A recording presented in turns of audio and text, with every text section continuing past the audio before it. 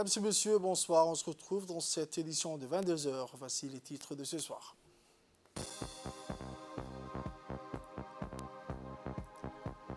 Une cérémonie de clôture et remise des certificats s'est tenue à Hol-Hol.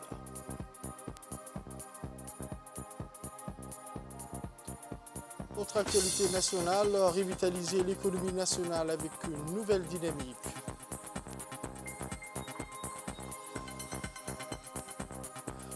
Enfin, en nouvelle mondiale, l'ONU lance une mission pour sauver la mer Rouge d'une catastrophe pétrolière. C'était le titre, mesdames et messieurs, le journal au complet à présent. Je vous le disais dans les titres, à Hol-Hol, en ce 29 juillet 2023, l'école militaire a eu l'honneur de célébrer aujourd'hui la cérémonie de clôture du stage certificat militaire élémentaire. Cette occasion marquante a été conduite par le chef d'état-major général des armées, sous la coprésidence du ministre de la Défense chargé des relations avec le Parlement, mais également du ministre de l'Intérieur. Cette cérémonie marque un moment significatif pour les militaires djiboutiens, au nombre de 146, issus des différents corps et formations de l'armée djiboutienne, qui ont consacré des mois d'efforts, de dévouement et de persévérance pour parfaire leur formation élémentaire au sein de l'école militaire. En cette journée mémorable, le ministre de la Défense chargé des relations avec le Parlement et les chefs d'état-major général des armées ont exprimé leur fierté envers ces jeunes hommes dévoués à la protection de notre nation. Chef de corps de l'école militaire président Goulet de Hol-Hol. À vos ordres, monsieur le ministre.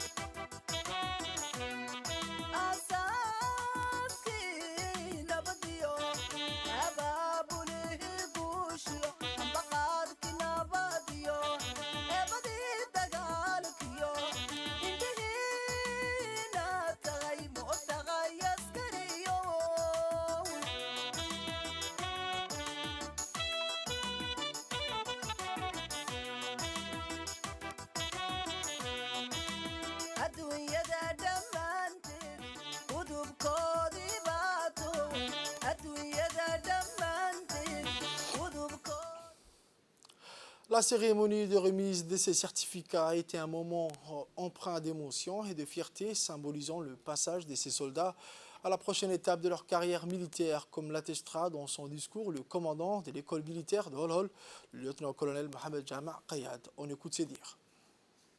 كما أتى الذين من قبلهم من رسول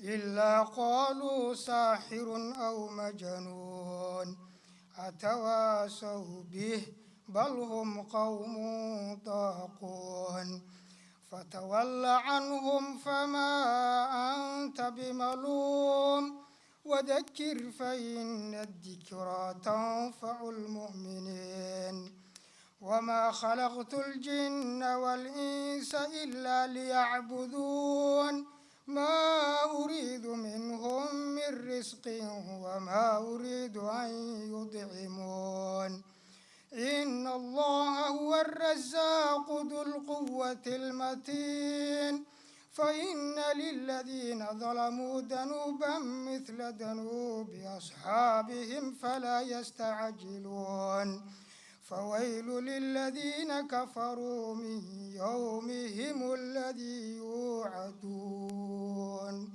صدق الله العظيم. C'est avec un très fort enthousiasme, doublé d'une profonde reconnaissance, que les personnels de l'école militaire vous accueillent en ces lieux emblématiques, creuset de la formation du soldat, pépinière du combattant et maison mère des cadres sous-officiers des forces armées djiboutiennes. La cérémonie qui nous réunit aujourd'hui est consacrée à la clôture d'un stage de certificat militaire élémentaire réalisé au profit de 147 stagiaires des forces armées djiboutiennes issus de tous les corps et formations, et ce pour une durée de près de 3 mois. Ce stage, le deuxième du genre en 2023, s'inscrit dans le cadre de la vaste politique de mise en formation initiée par le haut commandement militaire et prévue par la doctrine militaire 2021. L'objectif recherché étant de dissuader toute action hostile de quelque nature que ce soit contre notre territoire, nos populations, nos intérêts, si besoin, une réponse militaire crédible. D'ailleurs, le président de la commission a pu apprécier physiquement le degré d'assimilation et de connaissance des stagiaires. Ils ont également fait preuve de caractère et d'endurance en composant ces tests finaux avec la forte chaleur que connaît notre pays, très contraignante pour les organismes. Et c'est tout à leur honneur. Je tiens autant à rendre hommage devant vous à tous mes cadres et militaires de rang qui ont œuvré comme à l'accoutumée pour la réussite de cette mission et les exhorte à poursuivre sur cette noble voie qui fait honneur aux forces armées djiboutiennes. Toutes ces actions ne sauraient être réalisées sans le soutien ô combien important et indéfectible du chef d'état-major général des armées, le général de corps d'armée Zakaria Cheikh Ibrahim, qui est particulièrement attaché au développement de l'école militaire. Le stage certificat militaire élémentaire est un parcours intensif et exigeant, destiné à former et préparer les militaires djiboutiens à servir avec compétence et dévouement. Pendant 3 mois, les participants ont suivi un programme complet couvrant une variété de domaines allant de compétences tactiques aux valeurs militaires fondamentales. Lors de cette cérémonie de clôture, 142 sur 146 stagiaires ont été honorés pour avoir surmonté les défis du stage certificat militaire élémentaire avec succès. C'est à cette occasion que les ministres de la Défense et de l'Intérieur ainsi que le préfet de la région d'Ali Sabieh ont remis aux 3 premiers lauréats leur attestation de réussite.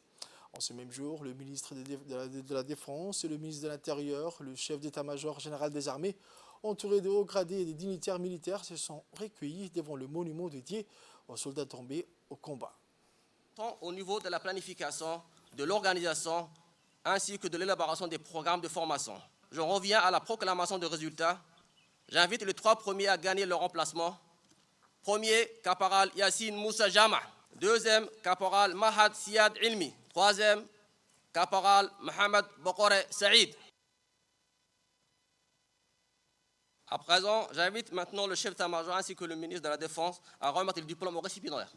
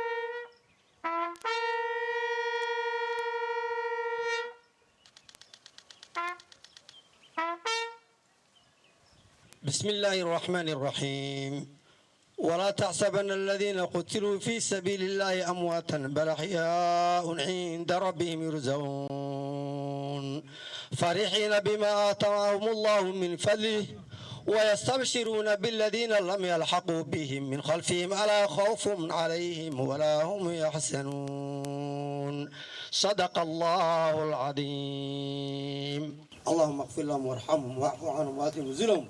اللهم واسع مدخلهم وادخلهم الجنة واغسلهم بالثلج والماء والبرد. اللهم نور مرقدهم وعدل مشهدهم وضيق مضجعهم. اللهم نقيهم من خطاياهم كما ينقي ثوب العبد من الدنس. اللهم عاملهم بما أنت أهله ولا تعاملهم بما هم أهله. اللهم أجزهم عن الإحسان إحسانا وعن الإساءة عفوا وغفرانا. اللهم أنزلهم منزلا مباركا وأنت خير المنزلين. اللهم أنزلهم منزلا من الصديقين والشهداء والصالحين. وآخر دعوانا الحمد لله رب العالمين. آمين آمين. الفاتح. Accompagné du commandant de l'école militaire et les responsables clés de l'ordinaire et de l'infirmerie. Les ministres présents et le SEMGA ont pu suivre une présentation des récentes améliorations apportées à ces installations. Ces investissements visent à fournir des conditions optimales pour le confort et le traitement des militaires ainsi qu'à renforcer leur capacité à assurer leur mission essentielle. La visite a débuté à l'ordinaire où les ministres, le SEMGA, ont pu découvrir les aménagements rénovés de réfectoires et les nouvelles infrastructures mises en place pour assurer une alimentation saine et quantitative. Ensuite, la délégation s'est rendue à l'infirmerie où les nouvelles installations médicales ont été présentées en détail par les personnels médicaux de l'école militaire. Le ministre de la Défense, le ministre de l'Intérieur et le SEMGA ont exprimé leur satisfaction quant aux efforts déployés pour moderniser les installations de l'ordinaire et de l'infirmerie. Ils ont également salué le dévouement et le professionnalisme du personnel qui assure le bon fonctionnement de ces services essentiels.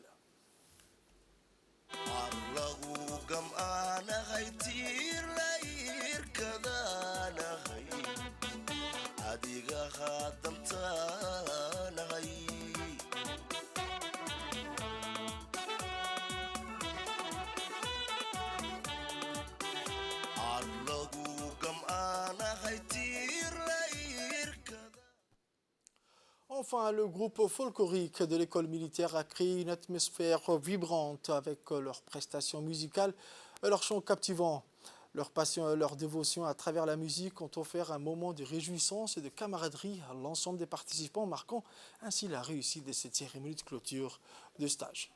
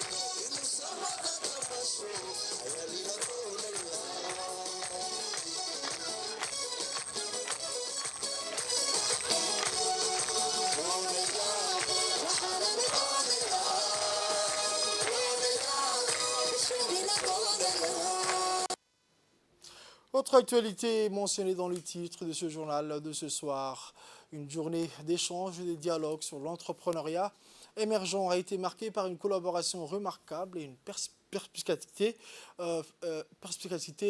extraordinaire. Le ministre des Finances, accompagné de ses proches collaborateurs, des représentants gouvernementaux et d'éminents entrepreneurs, a célébré la montée fulgurante d'une nouvelle génération de leaders visionnaires. Ayant eu lieu au centre clé, cet événement a rassemblé des esprits brillants et des entrepreneurs passionnés de tous les coins du pays, mettant en évidence l'importance cruciale de cette force motrice pour bâtir l'avenir économique florissant pour notre nation. Cette rencontre de premier plan a également accordé une attention particulière à la promotion de l'entrepreneuriat féminin. La journée d'échange sur l'entrepreneuriat émergent a été un véritable catalyseur pour l'avenir économique florissant de notre nation. L'engagement en faveur de l'égalité des chances et de soutien aux femmes entrepreneurs témoigne de la volonté du gouvernement de promouvoir une véritable révolution entrepreneuriale. Dans cet esprit d'optimisme et d'expertise partagée, notre nation est prête à saisir les opportunités pour prospérer économiquement et renforcer sa position sur la scène mondiale de l'entrepreneuriat.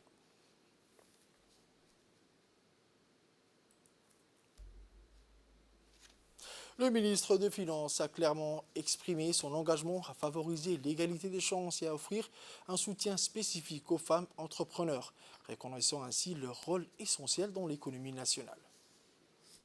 On parle de dialogue, donc c'est beaucoup plus pour vous écouter ce matin. Vous écoutez sur vos expériences respectives.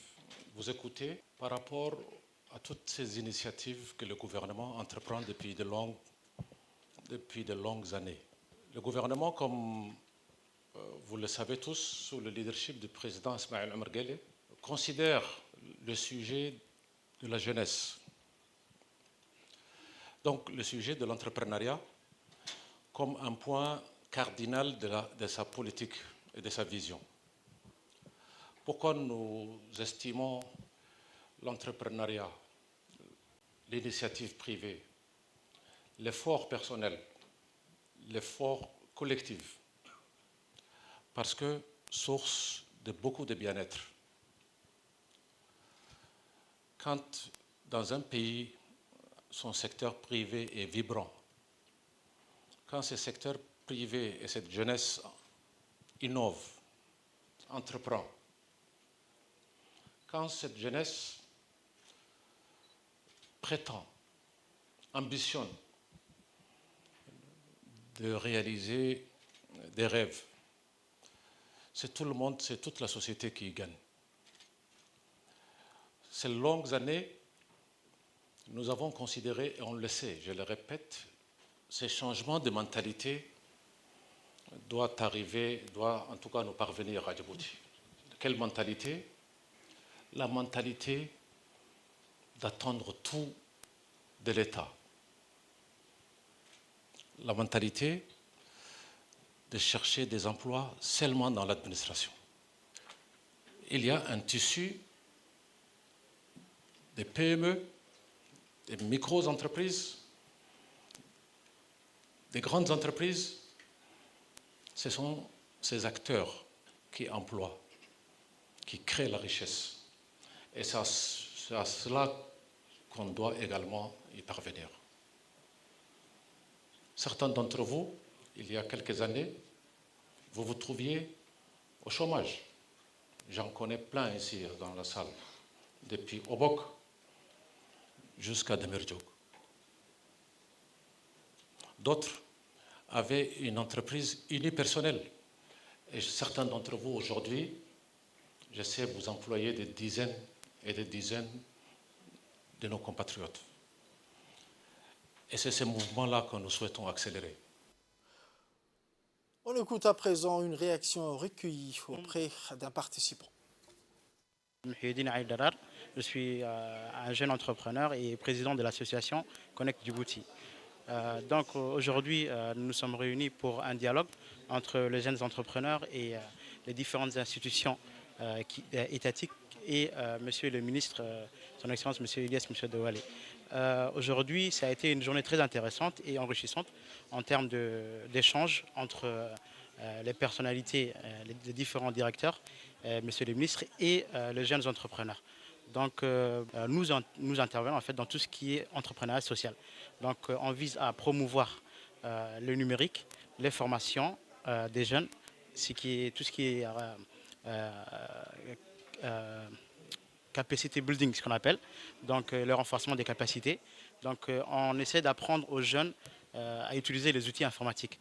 Donc, on intervient dans tout ce qui est dans le social et l'entraide sociale aussi. Franchement, je remercie ce genre de dialogue qui ne se passe souvent sur les réseaux sociaux. Là, ça a été très intéressant parce que c'était plus du physique, plus un échange entre les jeunes et les différents responsables. Donc j'aimerais bien que ce genre d'événement, Inch'Allah, puisse se perpétuer et puisse être organisé, par exemple, 2 ou 3 fois par an.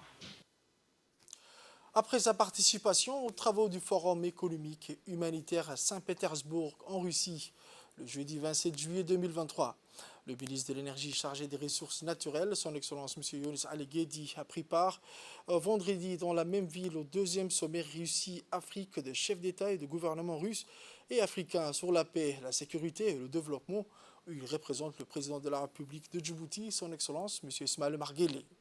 L'ambassadeur de Djibouti en Russie, son Excellence le docteur Mohamed Ali Kamil, a pris part également à ces sommets aux côtés du ministre de l'Énergie djiboutien.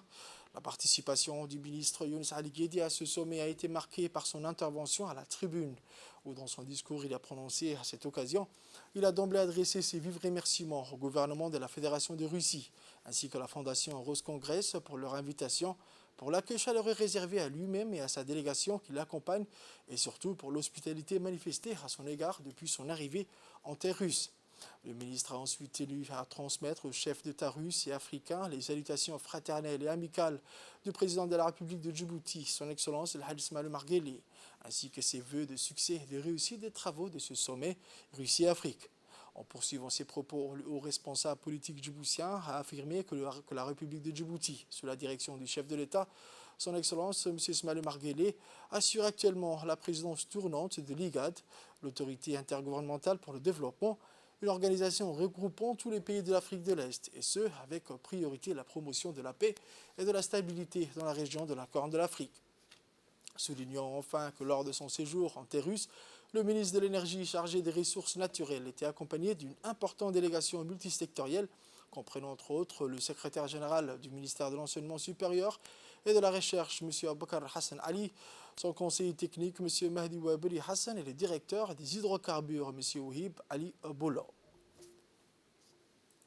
Autre nouvelle de cette édition, l'atelier régional consacré au déploiement du nouveau modèle de financement du partenariat mondial pour l'éducation organisé a été un moment clé dans les efforts visant l'amélioration de l'éducation de base.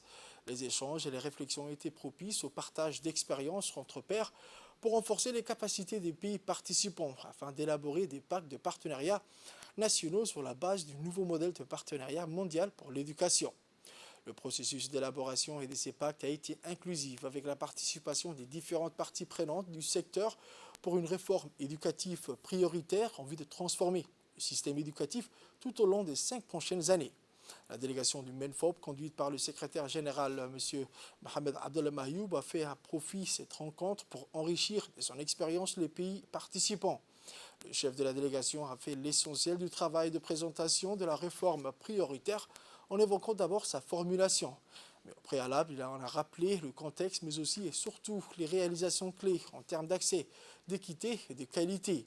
La stratégie d'appui du GPE se fonde sur le plan GPE 2025 qui vise à appuyer les pays partenaires à réaliser des changements durables en mobilisant des appuis au niveau mondial et national à leurs réformes et activités prioritaires. À l'issue de l'atelier, les participants des pays ont manifesté leur satisfaction d'avoir pu développer des pistes de réflexion devant les aider à formuler leurs réformes prioritaires de façon plus structurée et plus ciblée.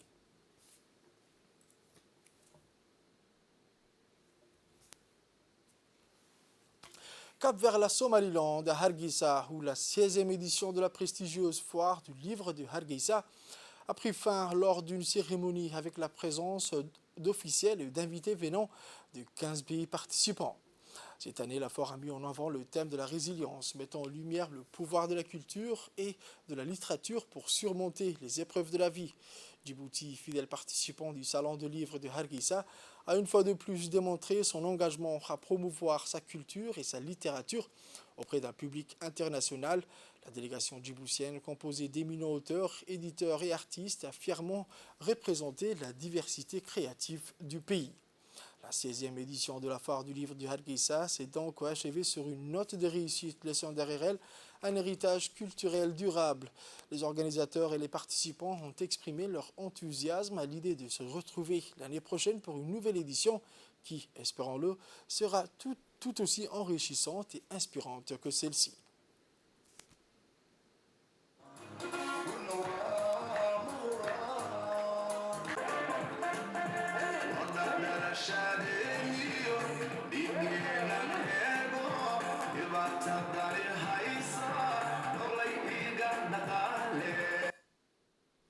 Sport à présent, je vous amène à Congo, Kinshasa, la capitale, où la cérémonie d'ouverture s'est déroulée en 3 temps ce vendredi 28 juillet au stade des Martyrs de Kinshasa. Derrière le symbolique porte-drapeau, au Mominboa-Guélé, nos athlètes ont défilé lors de la parade des nations, point d'orgue de la cérémonie d'ouverture de ces Jeux. Après la parade des délégations et les discours, un spectacle son et lumière a brossé un tableau du Congo avec ses villes, ses peuples et animaux de la forêt.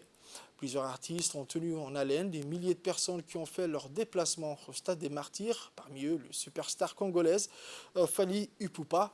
Les cérémonies les plus mémorables sont celles qui résonnent longuement après leur fin dans l'esprit des spectateurs, celles qui instaurent une véritable connexion émotionnelle.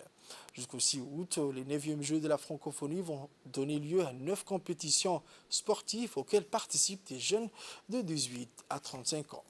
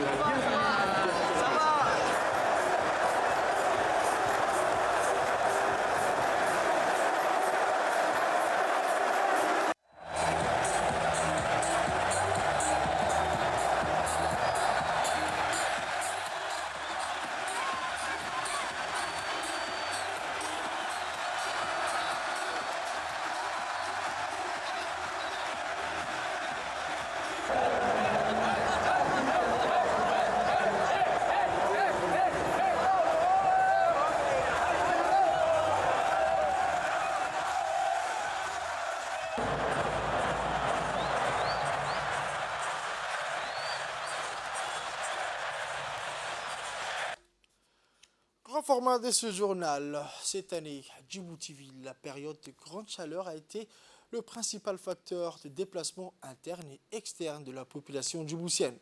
En effet, avec la vague de chaleur de ces 2 derniers mois ont provoqué un flux de déplacement de la population citadine vers les régions de l'intérieur et des pays limitrophes, d'où résulte un coût financier inhérent au changement climatique.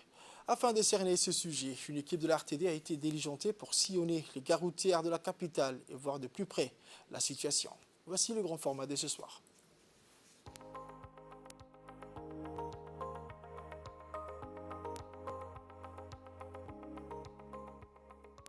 Nous sommes en fin de mois de juillet et pourtant le départ des vacanciers djiboutiens voyageant vers les pays limitrophes ne cesse d'augmenter de jour en jour. Autrement dit, en rapport avec la vague de chaleur sans précédente que le pays a connue ces tout derniers temps, la notion de départ en vacances a pris cette année une nouvelle dimension.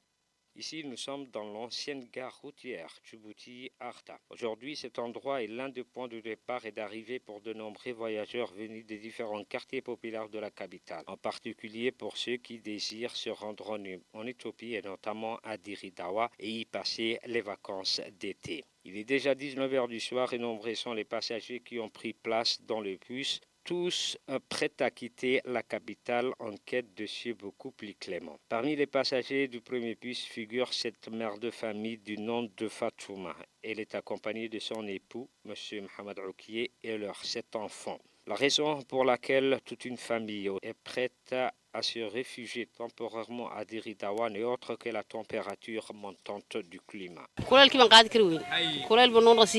C'est toute la famille que j'emmène avec moi parce qu'il fait très chaud dans notre ville. Voyez-vous, cette année, la chaleur s'est même devenue insupportable.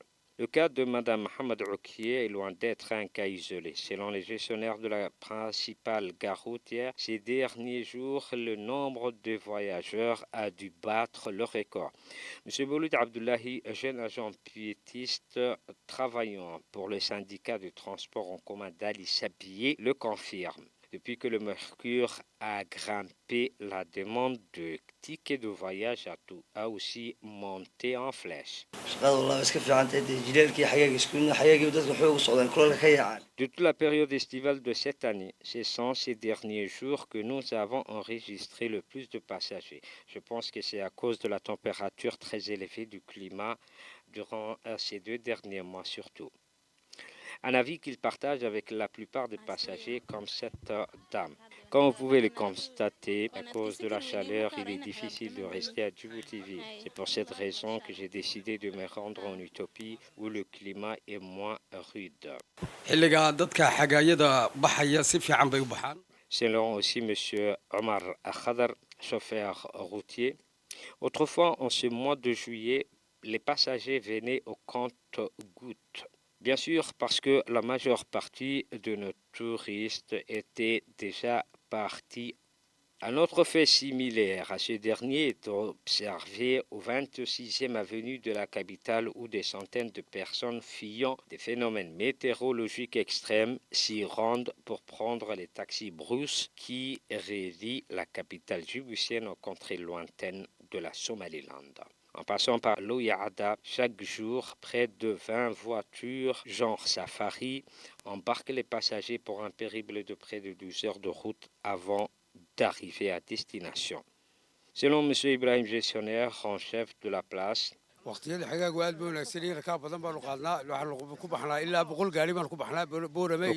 de cette période estivale, nous avons connu le plus grand nombre de touristes jamais enregistré. L'augmentation en nombre de touristes est aussi une aubaine à saisir pour les femmes changeuses de pied de la place. C'est le cas de Mme Firouz Mohamed, une des nombreuses femmes exerçant le métier dans l'enceinte de la gare routière. Pour nous, machallah, notre bénéfice a plus que doublé ces derniers jours surtout par rapport aux autres mois de l'année. Comme il y a eu un répandissement de la chaleur, de nombreux voyageurs sont venus ici pour changer leur billet avant de prendre le bus, bien sûr. Enfin, pour conclure le sujet, l'impact du changement climatique sur les sociétés humaines ne se résume guère aux dégâts irréversibles causés aux écosystèmes, mais provoque également des déplacements de populations sans précédent. Des déplacements qui coûtent cher pour ces ménages, la plupart issus de la classe moyenne de notre population. Ces derniers ont dû sûrement puiser dans leur budget pour financer ces vacances. Aux nouvelles mondiales à présent, le Kenya a inauguré la plus grande usine d'assemblage de motos électriques d'Afrique de l'Est. Alors que la transition vers la mobilité électrique s'accélère dans le monde, cette infrastructure d'une capacité de production annuelle de 50 000 unités vient offrir des solutions de transport durables et promouvoir des alternatives énergétiques propres, selon le président William Ruto. L'Afrique de l'Est se dote de sa plus grande usine d'assemblage de motos électriques. Le président kényan William Ruto a inauguré le 25 juillet 2023 à Nairobi l'infrastructure d'une capacité de production annuelle de 50 000 unités construite par la société technologique suédo-kényan.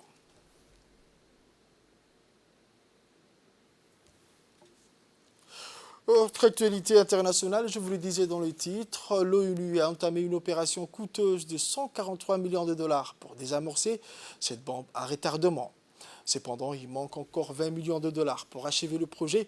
Le secrétaire général de l'ONU, Antonio Guterres, a sollicité des fonds supplémentaires pour terminer le projet, y compris la mise en rebut du SAFER et l'élimination de toutes les menaces environnementales restantes pour la mer Rouge. En résumé, les Nations Unies ont entrepris une opération urgente pour siphonner 1 million de barils de pétrole de superpétrolier FSO CFR au large des côtes yéménites. Cette action vise à éviter une éventuelle catastrophe environnementale qui pourrait dévaster l'écosystème marin de la mer Rouge. Cependant, il reste encore des fonds à collecter pour terminer le projet avec succès. C'est tout pour ce journal de ce soir, mesdames et messieurs. Merci à vous de l'avoir suivi et restez avec nous pour la suite du programme sur Télé Djibouti.